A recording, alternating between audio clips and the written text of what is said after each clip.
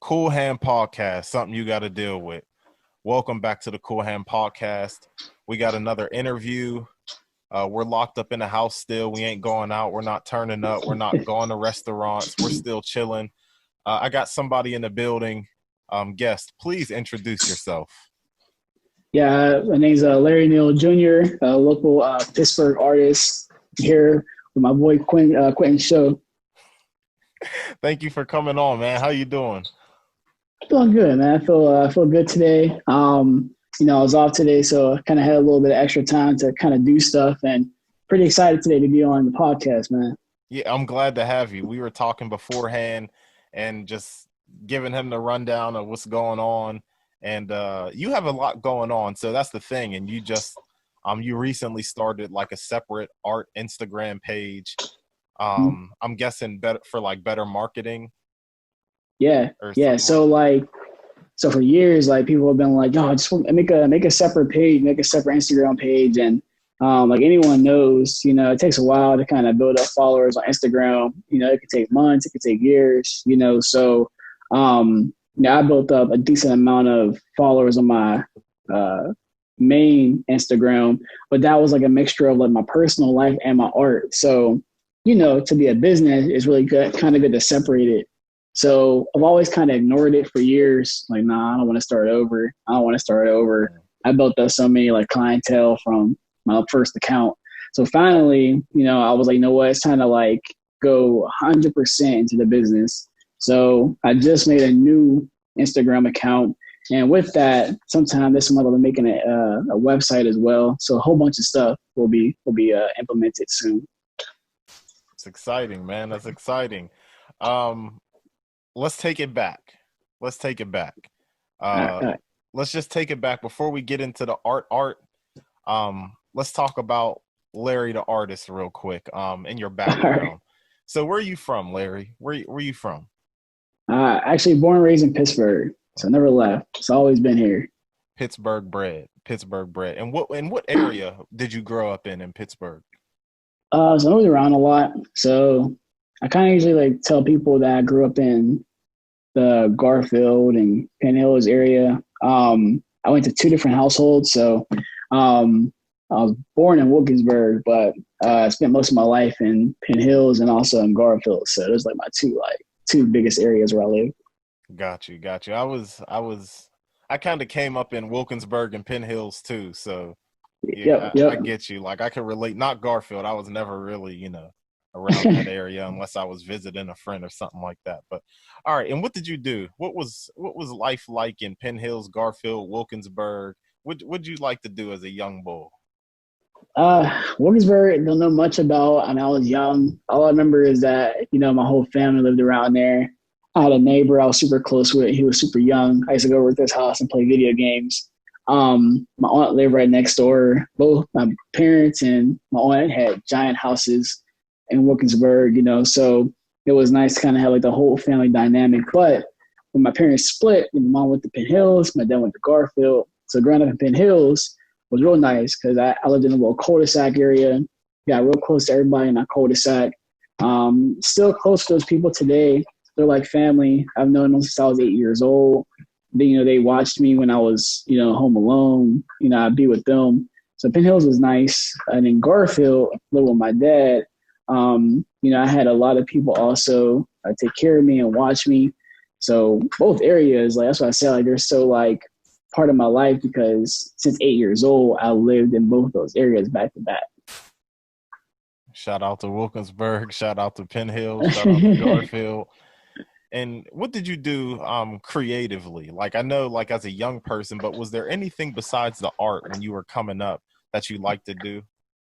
Not much. I mean, in high school in Penn Hills, I played a lot of sports. I did track, I did football, I did basketball. I did that. And then I always drew no matter what. So I painted a mural on my neighbor's wall in Penn Hills when I was like in 10th grade. So that was cool.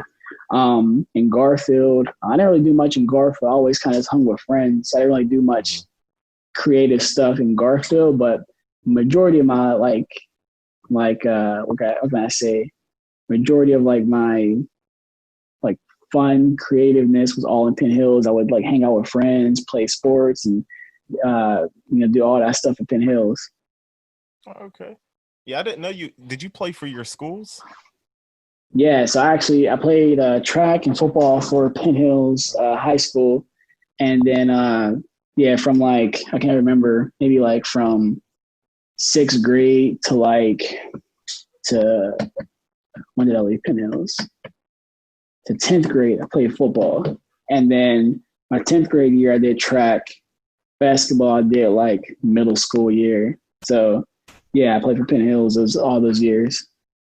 Okay, I didn't know that. See, I'm learning too. Like, this is my homeboy. For the people who are watching or listening, this is my homeboy, but it's not like, you know what I mean? It's not like I know him like that. You know what I'm saying? So I'm learning. I'm learning. Shout out to you for playing sports because, I like my sports too. So let me ask you this, getting into your art. So this was your upbringing. You were around a lot of sports, different households in different areas in the city. So let me ask this. How long have you been doing art? I mean, I'll break it down in two parts. I've been doing art as long as I've been alive, to be honest. I remember when I was in second grade going to Crescent in Wilkinsburg, my dad always used to come up to the school and had to like pull me outside the classroom because my teachers were telling my parents that I was drawing all day. So at least as far as I can remember, since second grade, I've been drawing because I used to always get in trouble for drawing in class. And then today I'm still drawing. So since I was young, I've always drew. But maybe business wise, how long have I been like had it as a business? I would say for the past, let me see, let's say probably about for the past like 8 or 9 years that I've been having it as a business now. So I've been drawing for years, but as a business now, probably about 8 or 9. Okay. And so drawing just came natural to you, huh? I would imagine it just came natural to you. Yeah, it's weird. Everybody on my dad's side of the family can draw. It's like a weird it's like a weird gene, like inherited gene. Like my dad, he can always draw. Of course, he doesn't do it now, but when I was growing up, he used to always show me stuff. So I learned how to draw from him. Of course, he never did stuff like I do now. He always did like shapes and like buildings and stuff like that. So he showed me how to draw. My aunt, surprisingly, her kids can draw. She can't draw, but her kids can draw. Remember, her kids are like 10 years older than me. So I would be like 13 years old, and my cousins were 20, and they were drawing Scooby-Doo and SpongeBob and coloring them. I'm like, man, that's so cool. So I have a cousin in Arizona right now who makes comic books. He does that out there. So it's in the blood. So it's real cool. It's in the. So it's just like it's not even fair. Yeah, it's not even fair because some people are like, man, like where'd you learn that skill at? I'm like, it just comes natural. Like I don't know how to explain it. Yeah, like you do some advanced stuff now. I don't know anything about art. When I was a youngin', I thought I was gonna be an artist. Like the way I like to draw just like you. But as I grew up, like it wasn't in my blood. So the stuff that you do to me, I'm like, man, like the detail and this and that. And we're gonna get into the things that the avenues of art that you create. But Yeah. like just a side note, I see you painting. I'm like, dog, I could never do that. Like that, just the amount of detail, like just talking about it is making me frustrated because I just know it's difficult. So what all do you do artistically when it comes to your craft? That's the thing. Like I remember at a certain point in my life, I would say like 2013, 14, I kind of got frustrated with myself. But I really got like frustrated that I was an artist because most artists they have a market, and their market is based off what they do. So if a person is really good at making cartoons, then they'll draw people that like that stuff like that. If a person's really good at making, say, portraits of people, they'll draw people like that. Yeah, people do logos, people do photography. They draw those types of people. What is difficult about me is I do all that stuff. So I attract all different types of people. So I do fine art, I do cartoons, I do anime stuff. I do photography. I do logos. I do graphic stuff. I do it all. I do a little bit of animation. So it's like I do all this different stuff, which can be cool because, you know, people can say, oh, you can do a lot of work for a lot of different clients. True. But then when it comes down to exposure, maybe I'll do 2 months of all cartoon stuff. And then I'll do 4 months of all like fine art detailed stuff. Now my portfolio is all like, it's all jumbled and all over the place. So if I were going to do a show, I may have only 5 or 6 fine art pieces, but I have like 5 or 6 anime cartoon stuff. And it's, I can't mix that together because it makes no sense. So sometimes it can be difficult, but I do all that stuff, all of it. Okay. That's interesting. I never thought about that when it came to doing a show, that you would like to have one consistent theme of art, if that makes sense. I never thought about that. Now, how many shows have you done? Now, I didn't write this down as a question, but I forgot that you did shows because we've been on quarantine for like almost 4 months. So yeah. So I did total only 2 because my first one was kind of like I stumbled upon this gallery one day. I told the lady I was an artist. She loved my work, and she had me joining her gallery for about a couple months. It was called the Christine something gallery in Squirrel Hill. I can't remember what it is. It's not there no more, sadly. This is back like 6 years ago. So that was my first gallery I can say I was personally a part of. I enjoyed it. I had only about 3 pieces hung up. They were small. They were probably like, 8.5 by 11, a little bigger than that. Okay. So they were like just little small things. I was just, trying to get some exposure. But then 2 years ago, this company called Raw Artists, they travel the world and they do different shows in each state. And they came to Pittsburgh 2 years ago. And I did a collaborative show with them. So I had other artists in it too. So I did a show with them, and I had 2 pieces in that one. But the 2 pieces in that show, they were 4 feet by 4 feet, so they were huge. So my paintings took up the whole space that I had allotted for like my section. Mm-hmm. So we all had our own personal section that we were able to put like maybe 8 to like 20 paintings. But for me, I had 2 giant 4 feet paintings that took up my whole space. So far only 2, but now, like I said, this year I'm getting into the the business part of my art. So actually I'm planning on doing my own solo show sometime down the road, and I'm going fully in to the art this year. Yeah, that's what's up. Now, when it comes to the actual, now, because I'm ignorant when it comes to art, please correct me when you hear me say something dumb.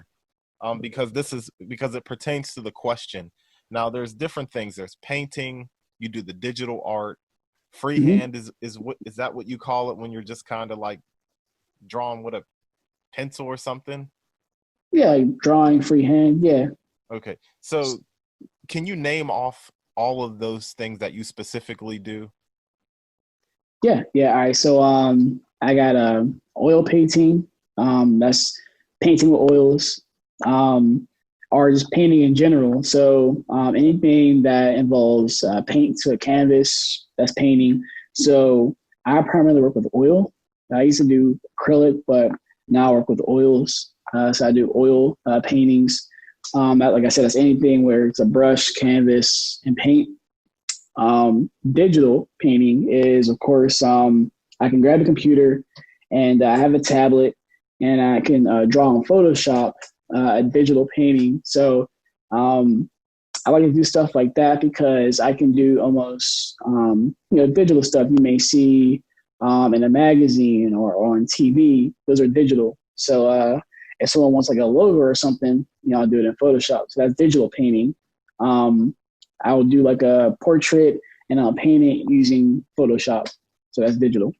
Then I got logo design, which I'll use Photoshop or Illustrator in Adobe.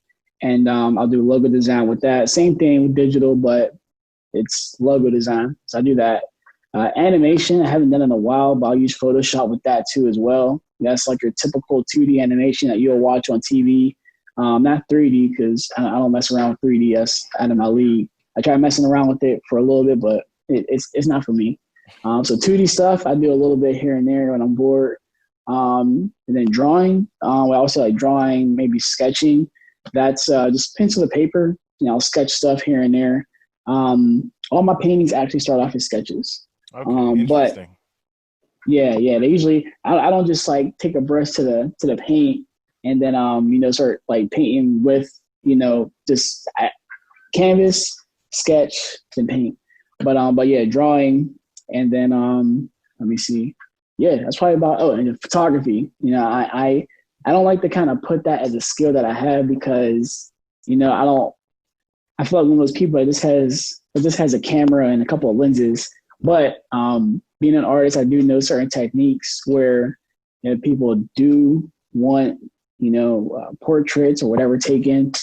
I do. I've done a lot of senior pictures over the years. So I've done enough to definitely say it's a business. So I do that too.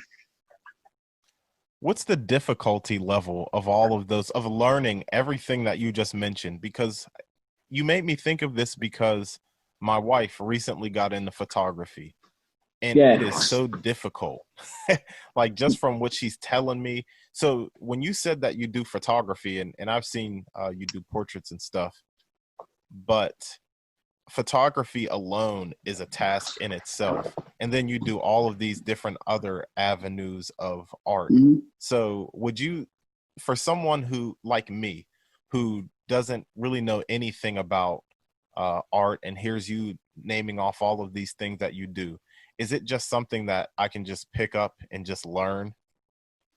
I mean, certain things I'm a positive person. A lot of people say, man, I can't draw. And I tell people all the time, like, look, anybody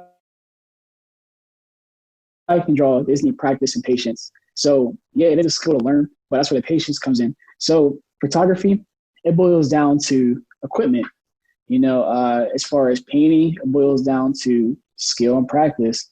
So photography, I'm not saying anybody can just take a picture, but it does depend on the equipment. You can fake it till you make it. With a lot of editing tools out there today, you can take a picture and edit it to the point where it looks like you shot the picture with a $2,000 lens. So that's where I kind of go, because since photography isn't my main avenue, I do sometimes fake it till I make it, because I only have 3 or 4 lenses, and I'm not using my expenses to buy more expensive lenses. But it is photography is a skill that can be acquired over a certain period of time. Anybody, I would say, can learn it, but there are techniques that do come with doing photography. Now, painting, on the other hand, I can't tell someone, hey, you need good equipment to make a good painting. That's true, but also it's not true. I painted on just wood, and it comes out just as good if I paint it on canvas. Drawing on regular computer paper can be just as good as painting on a $80 canvas. So it boils down to skill, practice, and patience. So each of them has their own, avenue of what can I say, of like experience you have to have. SPP, skill, practice, patience. I like it. I really SPP. So out of everything that you do, out of all the digital, the oil paintings, things like that, which one is your favorite and why? I would say painting. I like getting my hands messy. I love mixing paint. Like there's something, I'm a color. It's funny. In middle school, I only did black and white. Only did pencil to paper. I hated color. Never wanted to touch color. I felt like it was too complicated. Then once I got to high school, it was nothing but color.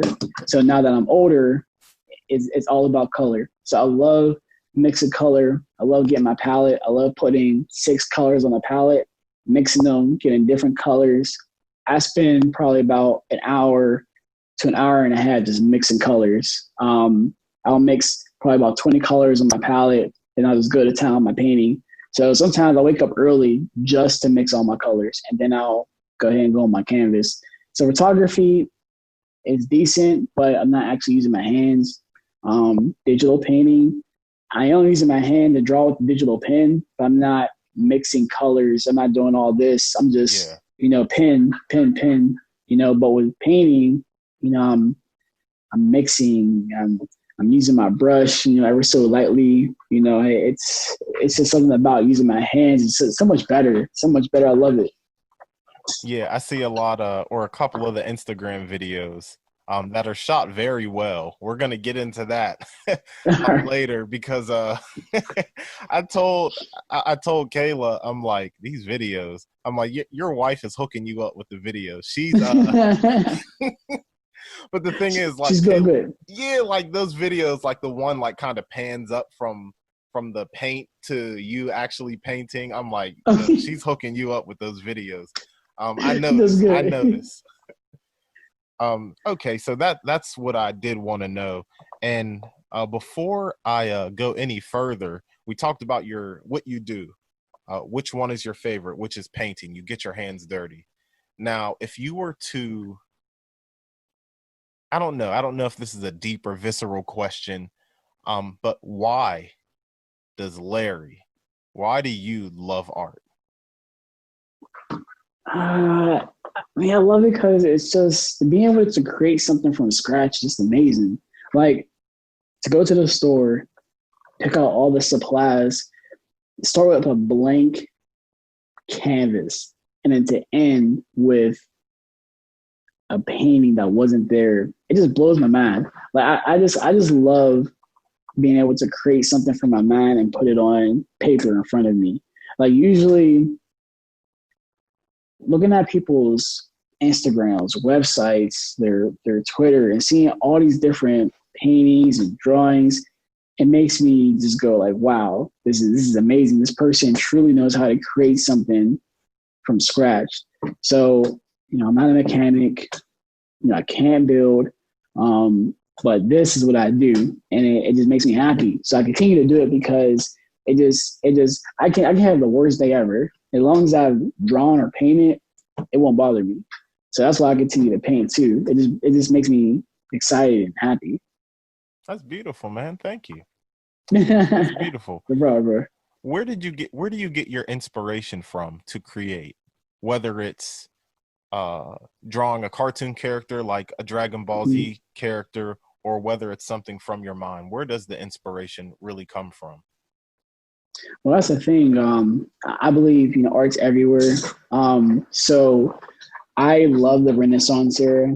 I love the whole, human form, the body. I love that style. It's just so amazing to me. So I'm always painting people. If you look at my art, I never paint scenery. I never paint buildings. I always paint people, always. I just love painting people because the colors are so powerful. But I get a lot of inspiration also from social media. I mean, I won't be ashamed to say, I see someone paint something, a month ago, and I may take a piece of their, not take a piece of their painting, but I may use their technique onto my own painting, and then I'll incorporate it into something that I'm doing. So maybe one day, I do follow one person. His digital paintings are amazing. His name is Art Germ. He paints a lot of like cartoon, digital anime stuff. So whenever I want to do like a digital painting, I'll look at some of his stuff and, see what techniques he uses.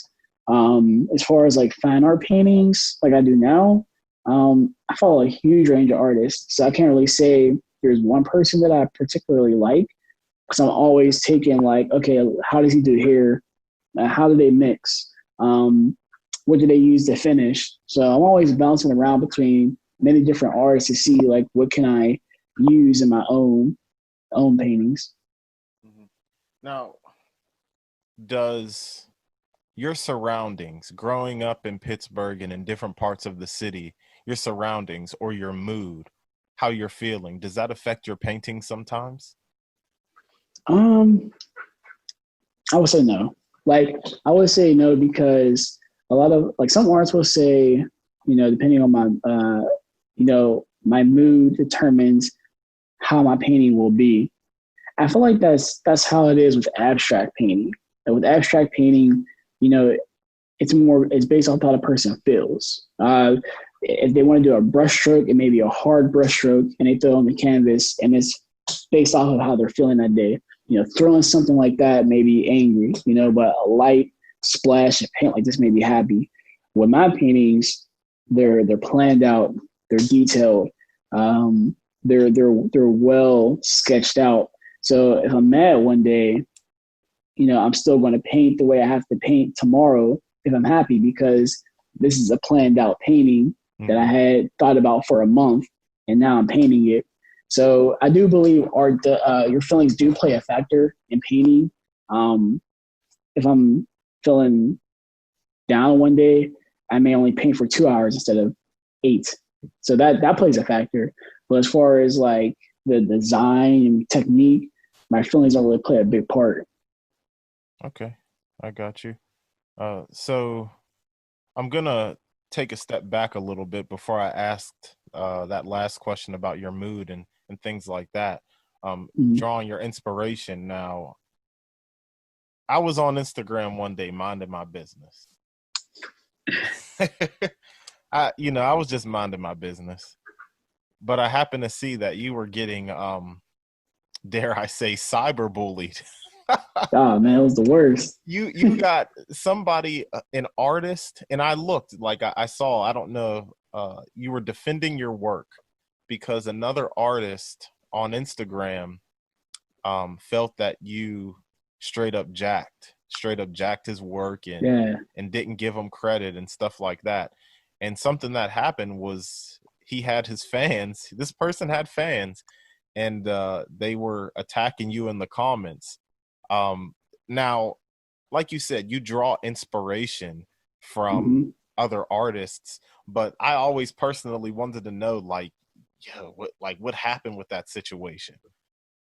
So with that, it was hilarious. So let me start off at like explaining what the piece was. So I had an anime piece, 2 of them actually. I had a Dragon Ball Z one, I had a My Hero one, and I painted the paintings. I painted the characters right in the middle, regular, sketched it out, and then I painted them right in the center. But in the background, I did I printed out a whole bunch of anime comic art, like as if they're actually in the book. Like I ripped them out and I put them all in the background. So it made it look like, you had the book in the background, all the pages, and then right in the middle, you had the character. So it was a cool piece. Like any cartoon comic book reader will love it. I got that style from an Instagram artist that I follow, and his name is like Harlow or something like that. He has thousands, like hundreds and hundreds of thousands of followers. He's a real big artist. He does sculptures. He does he warps cartoon characters and make them look, excuse the word, like gangster almost hard. So he'll do like a cartoon character with tattoos all over their body, and it's so hard. His work is so cool. So one day I seen him, he made a painting with this character with comic book art behind it. I was like, man, something like that will sell. I got to make me something like that. Sure enough, I made it. Both of them sold. Boom, done. Now, of course, those paintings got exposure. They were posted everywhere. This guy in Chicago, he finds out about it, and he's like, you stole my art. You copied it. Just tell me you copied me, and like give me credit for the work, blah, blah, blah, blah. Otherwise, like, you're done. I'm like, dude, like, I don't even know you. I don't follow you. I don't follow any of your friends. I don't follow any of the pages you follow. So I don't know where you're coming from. He's like, I had a show last month in Chicago, and everyone came. He's like, you stole my work. I'm like, dude, I made these paintings. I made a similar painting just like this back in 2016. So, I'm trying to justify it, dude. This painting in 2016 looks like the same one that I just made. So how do you justify it? He's like, doesn't match. I'm like, it doesn't make any sense. So this dude has all his followers, just coming at me. They're all on my page, just it's like saying hurtful stuff, like, oh, you took his work, submit it. You're taking this stuff, you're taking this stuff. I'm like, look, like I ain't taking this stuff. Like if I did, I'd admit it. But I got this from another artist. I got the idea from another artist, and they're all like, no, it looks exactly the same. So at the end of the day, like all these people were just coming at me. And sure enough, I ended up blocking them all. But dude was just coming at me hard, like, oh, you took it. I'm like, if I took it, then tell the other dude, that he took your work too, and he's got like hundreds of thousands of followers. And then sure enough, you go online, you look at work like that. There's other works just like that all around the world. Yeah. So a lot of my followers defending me. The thing is about art, it cycles. No one owns art. You see a technique, use it. It'd be different if I took the whole piece all together. But if I did my own thing, then it's now mine. So it was a whole ordeal. Yeah, I saw that going on, and I saw your brother in the comments, like just straight. He was going to bat for you, like, nah, he ain't. You know what I mean? Yeah, exactly. Shout out to Kari. I'm like, man, he's doing what brothers are supposed to do. Yeah, he defended me there. But I went to the other artist's page, and I'm like, okay, I see the similarity. But one of my favorite rappers, who is Nas, made a song called "No Ideas Original." So we all like, I'm thinking like this looks like a nice piece that somebody would want to imitate or be influenced by. You look at, let's just talk hip hop for a second. You look at these rappers, they got their dreadlocks and they're all like trying to be melodic and things like that. That's influence from rappers that came before them, things like that. So you think of other rappers who may have more of a hippity hop style. Maybe they were influenced by the old school Jay-Z's and Nas's and AZ's and all that stuff. So it's just, I just thought I'm like, I was minding my business. I was on the sidelines observing, Cool Hand Podcast. But I'm just observing. I'm like, my own personal thoughts were, I'm sure someone else has done this. And that's why I wanted to see where you were coming from and where you got the inspiration to do that specific art piece, which you said this Harlow person who makes the animes and makes them look all hard and stuff like that. So yeah, thanks for touching on that situation. I was curious about that. Yeah, no problem, bro. No problem. All right. So that's out the way. And when it comes to your art, because you do so many different things, maybe you can give us an example of the process of making an art piece. Something interesting you said before was for all of your paintings, it all starts with a sketch. So so at least I'll just do one, for example, just painting, because they all do start off the same, but pretty much with painting. For a painting, of course, like I said, I'll plan it out. So a week goes by, 2 weeks. I'll think about what I want to do. So my planning process takes about, like, I can't even say. Sometimes it takes a month. Sometimes it takes two. I don't know. Sometimes it may take two while I'm working on my current one. So while I'm working on one, I maybe think about my next one already. So I'm doing one right now, and I'm already thinking about my next one. And I just started this one. So, I'll think about a thesis. I'm thinking about, how I'll make people feel, how I'll be creative. I'll think about my limitations. Can I paint it? Can I do this? So when I do get that all down, I get my canvas, whatever size I desire, then I sketch it out. So the way I usually sketch things out is, I've been trained to sketch stuff out for years. So sketching's easy. It takes me about a day to sketch out a whole piece the way I want it to be. I use a regular pencil on canvas. That way I can erase it. I don't use paint. When I was in high school, they always told us to sketch with paint, but I don't do that. With pencil, I can erase. So I sketch it out. It takes me a whole day to sketch it out. And the next day, so for a painting, it's kind of hard to explain. For a painting, I use what's called a wash. So it's almost like it's like adding water to acrylic. It makes it lighter. So that's what I do with my first layer after I sketch it. I do a wash. So I use oil and I use something called mineral spirits, and it makes the oil like watered down, I guess you can say, or diluted. So I use that, and then I actually have a piece right here that's diluted. It's the current piece that's on my page. You'll see it's all in orange, and basically it looks black and white but with color.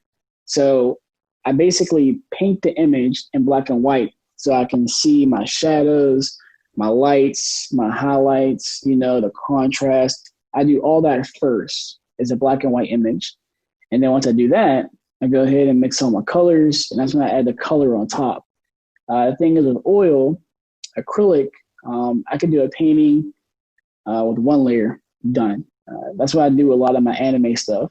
The way the color comes out, that's the way it is. I don't have to do 2 coats, 3 coats. It comes out, it's done. With oils, though, I got to do multiple layers, 1, 2, 3, 4 layers. The first layer is always the rough layer. The second layer is always like the one that adds more color. The third layer is kind of like detail. And then the fourth layer for me is like the little fine details, like the eyelashes, the hairs, jewelry, wherever it may be. So a painting that I have, that I've done, it may have multiple layers on it, but a person will never know. I may have 5, 6 layers on it. The current piece I did before, man, that had a lot of layers on it. Interesting. Yeah, these are things that I wouldn't know, and things that people have to appreciate, that a lot of work goes into your paintings and the things that you create. Let me ask, on average, how long does, and we'll stick with oil painting or acrylic or whatever, painting in general, how long does it take for one painting to get done? Depends on the size. I only like working big. I hate working small because I can't get the detail that I want. So the bigger, the better. The usual size I usually work with is let me see what size is this one. This one is, I want to say 24. Yeah, 24 by 36. So that's how big this one is. And this one will probably take me about a month and a half. My previous one took me about 2 months. It was very detailed. The big ones, like the 4 feet ones, those ones take me about 2 months.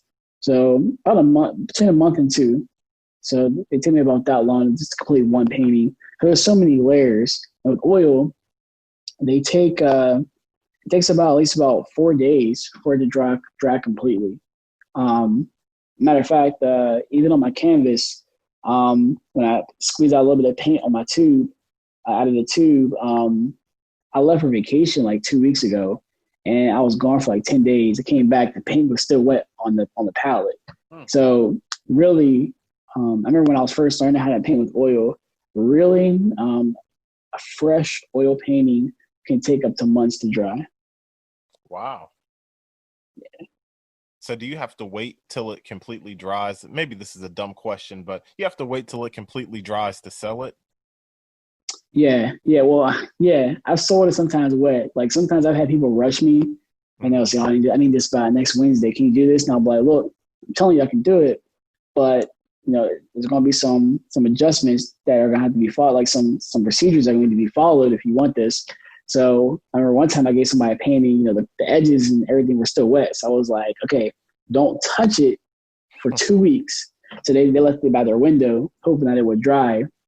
Oil doesn't work like that. So, so sometimes I do let it dry before I sell it. Yeah, that is interesting. Like I said, I'm learning. This is educational for me. Now, speaking of selling your work, at what point did you realize that you can make a profit off of what you do, or you wanted to make a profit off of what you do? I've always had people tell me like, oh, you guys start selling your stuff. You should be selling this. You should be selling it for more. I actually had a little bit of insecurity thing when it comes to my art. I'm starting to get over it. That's why this year I'm going full on in my art. Like I would say maybe like high school years, I was a little insecure about my art.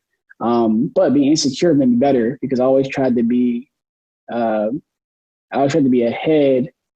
other people when it came to art. Like if they were better than me, I wanted to do what they did so I can be just like them. So that made me better.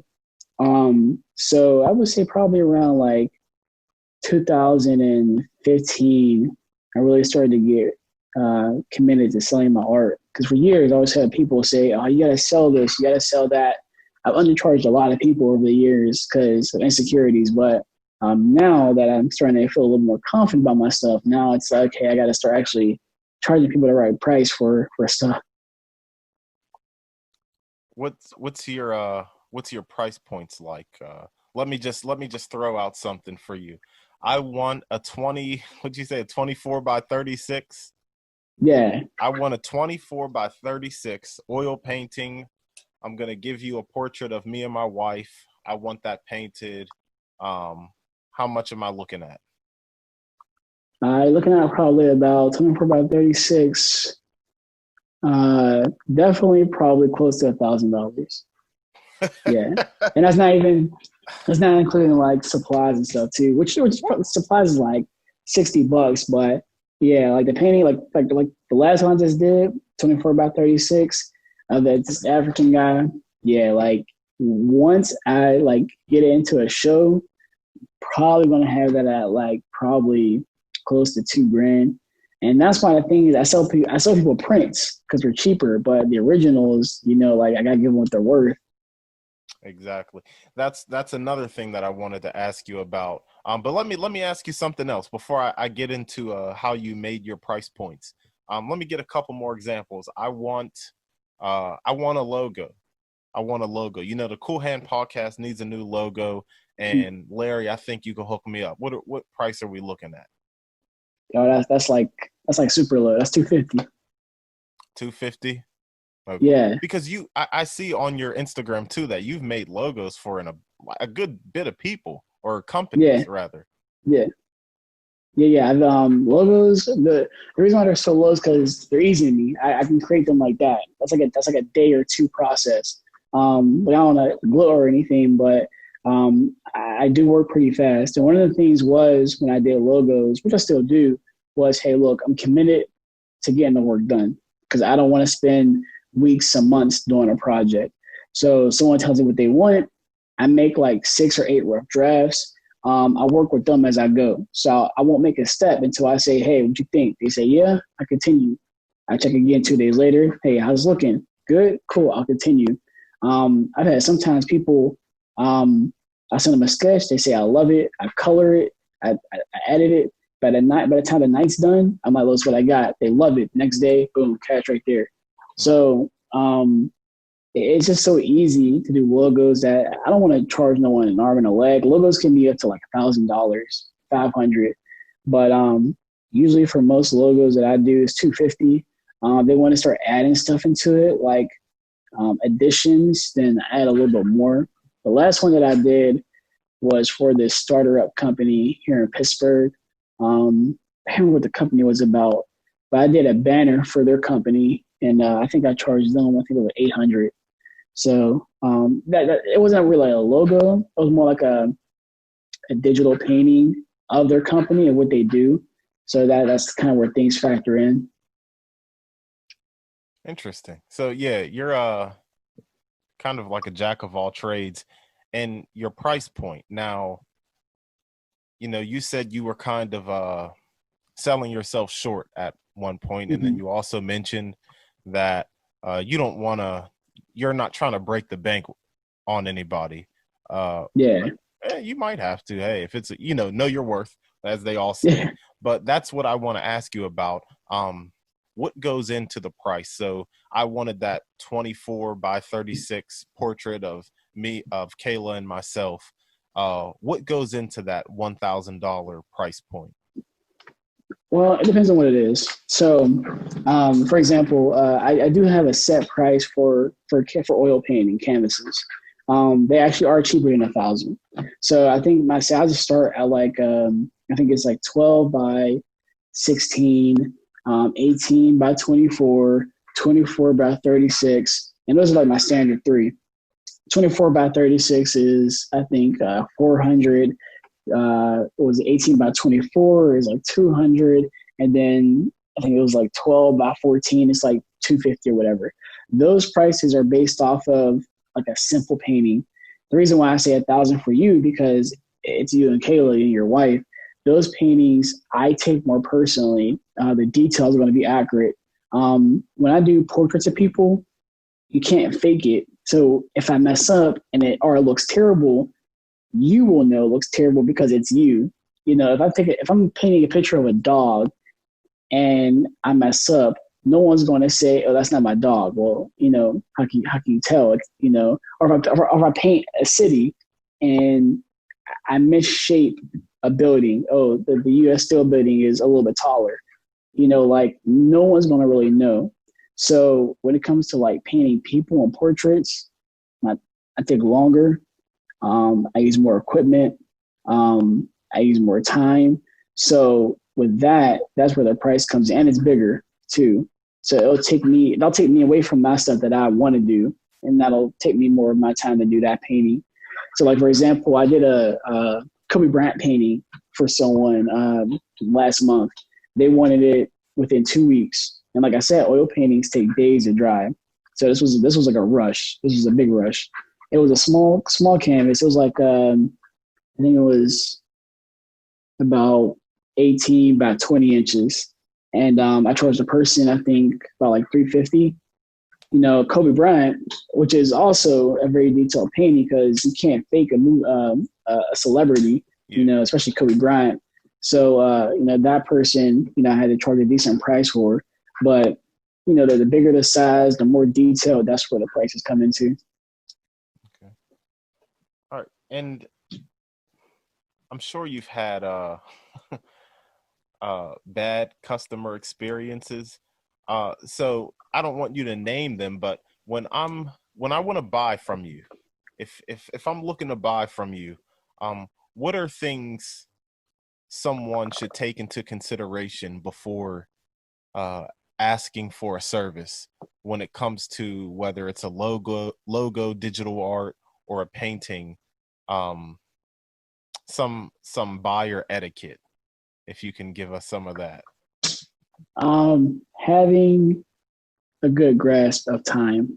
I've had people come to me and they say, "Hey, I need this done by next Sunday." I'm like, "Look, I ain't got the time for that." You know, of course, sometimes I'll take it because I like the challenge, but you know, I really appreciate when people come to me months in advance. They'll say, "Hey, like, how long will it take you to do this?" About a month. So when should I have it by to you? When should I like start giving you like the work to do it?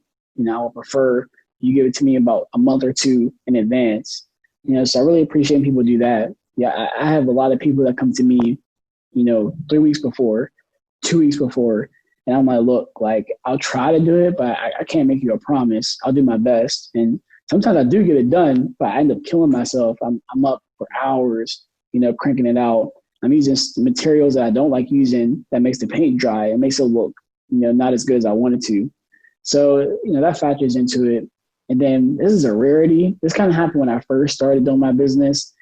People not having the money because they underestimate how quick I get done. So, like I said, with logo, this is more so with logos. I'll do a digital painting or a logo, and the person loves it, but they weren't expecting me to finish in a day. They were expecting a month or 3 weeks. And I'll be like, "Hey, look, the logo's done." Like, "Oh, awesome. You know, send it over." "All right, you got it. You know, like I'll send you the invoice." "Oh, can I pay you next month?" "Wow." Like, "Well, yeah." So I'm like, "Look, you'll get the logo next month." You know, and they'll be like, "Oh, wow, you know, I wasn't expecting you to finish so fast." Well, I told you, like I was gonna crank it out fast. Mm-hmm. So I've had situations like that. I've had one I just bailed out completely. They didn't want it no more. They loved it. They just didn't have the money. And sometimes I haven't ran into that in years. But that was like when I first started, people was underestimating how quick I got done with stuff. Would you consider doing a down payment? Like, all right, 100 up front, and I'll take the rest when you're satisfied with the work. Have you considered that? Yeah, I do that now. See, the thing was, okay, I'm too generous. Like I used to tell people, look, I used to tell people all the time, "Look, just give me money for supplies. That's all I need." Because I like having money once I'm done. I like having the person say, "Wow, that looks amazing. I love it. And then getting the money afterwards, it makes me feel like I've done a good job. When I receive half the money up front, to me, that doesn't feel like, okay, job well done. So sometimes I tell people, look, just give me the money for the work. I mean, for the material. And then when I'm done, give me the rest in full. So now more so I do say, hey, give me like half, and then I'll finish, the rest, and then give me the other half. Yeah.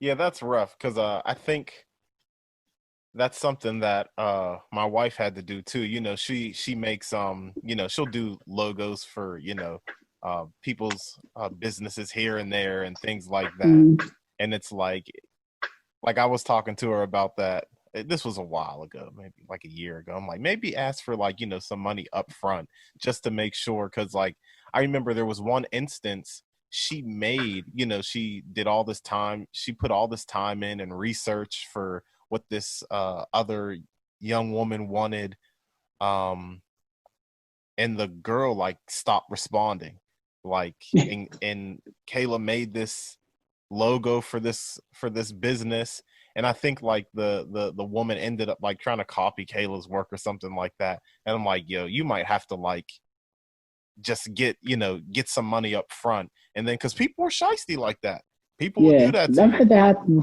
I've had that happen before. Yeah, I've had a guy I worked with back when I was just getting started. Um, I made his name is Bicycle Nomad. He lives out in Arizona. I didn't mean to call him out. A good guy. Just it's just terrible how we split. We ended up splitting off. He runs a bicycle shop, and it's all about eating healthy and using stuff from the earth to make like proteins and protein bars and stuff like that. Great guy. His I think his mission statement is like seeing the world on a bike. So if you ride a bike to work, to school, you're a bicycle nomad. And I did a lot of shirts for him, and he used other people to make shirts too. So I made a couple logos for his shirt, and he has a logo ready for his company. But he was making he was expanding his company. He was making a coffee shop, and he wanted me to turn his logo into a coffee logo. And I had like 3 or 4 different designs. And short enough, he's like, oh, like I'll think about it. Like a month later, he used the exact design that I sent him, the one that he said he was okay. And then like I seen it like a new building, all plastered up in Arizona. I'm like, man, this guy, like he did me dirty. Yeah. Oh man. Yeah. Well, charge it to the game. I guess you got. Yeah. It's like I guess you got to charge it to the game. It's like one of those things. You live and you learn. You live and you learn. Um. So yeah, that was some buyer etiquette. Don't be shysty. You better come correct. What I took from that was come correct. And the main thing that I learned from that, because I had no idea about like how long things took to dry. I did not know that at all. Yeah. So that was the main thing that I took from that. So I think those are all the questions I got. One last thing. I know that you're still like a kind of a newlywed. They say you're newlyweds for 5 years. How is it having somebody to record your videos now? Oh man, it's perfect. Like it's fantastic. Like before, I didn't have nobody to do that. Now I got somebody to do all the behind the scenes stuff. See, I got someone. I got advice from someone. They was like, show some behind the scenes stuff. Well, like I don't have the time to set up my tripod every day with my phone and to get all those angles and all that stuff like that. So man, she does a perfect job. Like, babe, like, can you take some pictures of me while I'm painting? And she'll get like all the angles, she'll get all the paint, and she'll get the zoom ins, the zoom outs, and I'm like, man, these are fantastic. So it's definitely like, as an artist, it's good to have a partner. If it's not a partner, like use like a spouse or somebody, or because like no one. I don't really have much help before. Yeah, it's nice. It's nice. I wanted to throw that in there. Freshly married man. Shout out to the newlywed gang, because they say you're newlyweds for 5 years, so I'm still a newlywed too. We're all in this together. We're all still newlyweds. Yeah, we're all in this together. But is there anything else? Anything that I missed? Anything you wanted to elaborate on? A shout out? Anything like that? No, I mean, like, shout out to my wife. You know, she was the one who like supported me through this whole thing. She's as a writer, you know, she helps me a lot in regards to the business side. The reason I keep saying business side is because for like 4 years, I've been doing just the art side. So I haven't done a website. I haven't made strict prices. I haven't really been charging people. But now I'm focusing on the business side. So the new Instagram, the website coming up soon. I'm trying to do a solo show sometime this year or next year. I haven't really reached out to people yet. I'm trying to finish 2 more paintings, and then I'm gonna start reaching out to galleries. So yeah, just like people can just start sharing my new page. That'd be great. I'll be buy some prints because I need the money to market myself more. So marketing is very expensive. So that's pretty much it. Where can we find you on social media? Yeah, so Instagram, it's still news. Like I get used to myself looking at it. Yeah, so it's Larry Neal, Neal Jr. .art. That's all it is. Larry Neal Jr. Larry Neal Jr. .art. So that's my new Instagram page, and I use that for all the behind the scenes stuff. For my personal page, you won't see all the stuff I post now. The new stuff, it shows like me doing paintings and speed lap paintings, mixing paint, so all the behind the scenes stuff. All right, and can we hit your DM if we had a request?